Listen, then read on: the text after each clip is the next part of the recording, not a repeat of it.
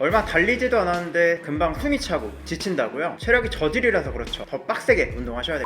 물론 농담이고요. 체력이 아무리 좋아도 달리는 움직임이 비효율적이라면 얼마 달리지 못해서 지치게 마련입니다. 비효율적인 달리기, 그와 관련해서는 많은 것들을 이야기할 수 있지만요, 이번 영상에서는 팔이 어떻게 움직여야 하는지, 팔을 제대로 움직이지 않았을 때 왜 문제가 될 수 있는지 그 부분을 좀 디테일하게 알아보도록 하겠습니다. 여러분들은 팔을 어떻게 움직이고 계신가요? 이렇게? 왜 그렇게 하고 계신가요? 팔을 왜 움직여야 하는지, 그리고 어떻게 움직여야 하는지 자세하게 알고 계신가요? 우선 그 방법부터 말씀드리죠. 팔을 앞뒤로가 아닌 좌우로 몸통이 비틀리는 거에 맞춰서 자연스럽게 움직여야 합니다. 그 이유가 중요한데요, 오래 달리기 위해서죠. 빨리 달릴 때와는 다릅니다. 100m 달리기 경기를 보면 어떤가요? 팔을 앞뒤로 엄청 크게 움직이고 있습니다. 이때는 오래 달릴 필요가 없죠. 고작 10초 남짓한 시간뿐이니까요. 팔이 지치든 말든 단 0.1초라도 빨라지기만 하면 되죠. 팔을 앞뒤로 크게 움직이면 그 운동량 때문에 속도가 더 빨라지는데요. 그럼 오래 달릴 때도 이렇게 팔 크게 치면 되겠네 라고 생각하실 수도 있겠지만 그렇지 않습니다. 중거리 이상, 그러니까 보통 400m 이상부터는 이렇게 팔을 크게 움직이지 않아요. 오히려 득보다 실이 더 크거든요. 여기서 득은 속도를 빠르게 하는 것이고요, 실은 금방 지친다는 거겠죠. 사실 속도를 빠르게 하는 데 있어서 팔은 보조적인 정도만을 담당합니다. 조금 더 빨라지게 하겠지만요, 축구 같은 스포츠에서 찬스가 왔을 때 빠르게 치고 나가야 하는 스피드나 민첩성이 극단적으로 중요한 순간, 이럴 때야 팔을 잘 쓸 필요가 있습니다. 하지만 중거리 이상에서는 아주 빠르진 않아도 돼요. 그걸 지치지 않고 얼마나 잘 유지하느냐가 매우 중요하죠. 그렇기에 팔을 크게 움직이는 건 바람직하지 않습니다. 다리의 근육은 매우 크고 강력한데 반해서 팔을 움직이는 근육은 작고 약하거든요. 팔을 크게 움직이는 건 또 중요한 차이를 만드는데요, 바로 어깨와 연결된 근육입니다. 팔을 앞뒤로 크게 움직이면 어떻게 될까요? 아니, 정확하게 말하면 팔을 뒤로 크게 움직일 때 나타나는 일입니다. 빠르게 달릴 때 팔을 앞으로 크게 움직이지는 않거든요. 손이 턱에 붙는 정도까지만 움직입니다. 하지만 뒤로는 굉장히 크게 움직이죠. 팔꿈치가 거의 어깨 높이까지 가는데요, 직접 이 자세를 취해보면 아실 겁니다. 팔만 움직이는 건 불가능하죠. 팔과 함께 이 날개뼈가 움직여야 하는데요, 전방경사 그리고 거상이라는 움직임입니다. 날개뼈를 잡아주는 근육이 제법 많지만요, 특히 두 개의 근육이 중요한 역할을 하죠. 승모근 그리고 견갑거근이라는 근육입니다. 이 두 개의 근육은 직접적으로 목과 연결되어 있어요. 그래서 팔을 크게 움직일 때마다 목이 이리저리 흔들릴 수밖에 없습니다. 그렇게 그냥 흔들리게 두면 안 되잖아요. 목을 안정적으로 잘 고정시켜야 하죠. 목에도 또 너무 많은 근육이 있지만요, 특히 중요하게 봐야 할 건 사각근,